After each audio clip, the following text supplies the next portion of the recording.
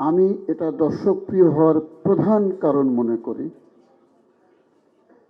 যিনি নাটকটি বানিয়েছেন তিনি দর্শকদের হৃদয় বুঝতে পেরেছেন। দর্শক কি চান, দর্শক কিসে মুগ্ধ হবেন, মোহাম্মদ মোস্তফা কামাল রাজ সেটি বুঝতে পেরেছেন এবং সেটাই হচ্ছে এই নাটক সফল হওয়ার প্রধান চাবিকাঠি।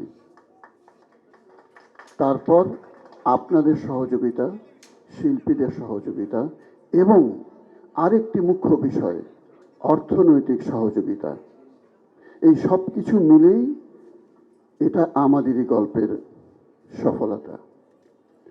আমি একটি কথাই শুধু বলবো, আমরা যে এক সময় নাটকের দর্শক হারিয়ে ফেলেছিলাম, এক সময় আন্দোলন হতে যাচ্ছিল বাইরের সব চ্যানেল বন্ধ করে দিতে হবে, তাহলেই দর্শকরা আমাদের নাটক দেখবেন।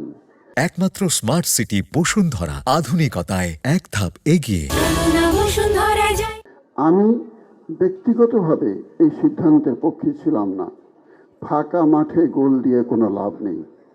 আমার চিন্তা ছিল যত চ্যানেল আসে আসুক, আমরা তাদের সঙ্গে যুদ্ধ করে আমাদের জায়গাটি দখল করে রাখব এবং সেটি যে সম্ভব মোস্তফা কামাল রাজ সেটি প্রমাণ করেছেন।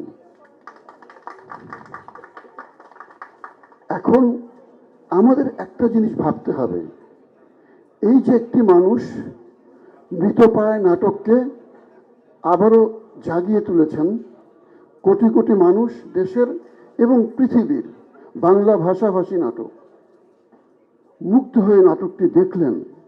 আমাদের দায়িত্ব কি? আমাদের দায়িত্ব হচ্ছে এরকম একজন চিন্তাশীল নাট্য নির্মাতাকে সবাই সহযোগিতা করব। শিল্পীরা সহযোগিতা করবে, যারা অর্থ লগ্নি করেন তাদেরকে এগিয়ে আসতে হবে। উনি যেন টাকার অভাবে কাজ করতে পাচ্ছেন না এরকম অবস্থায় কখনোই না পড়েন।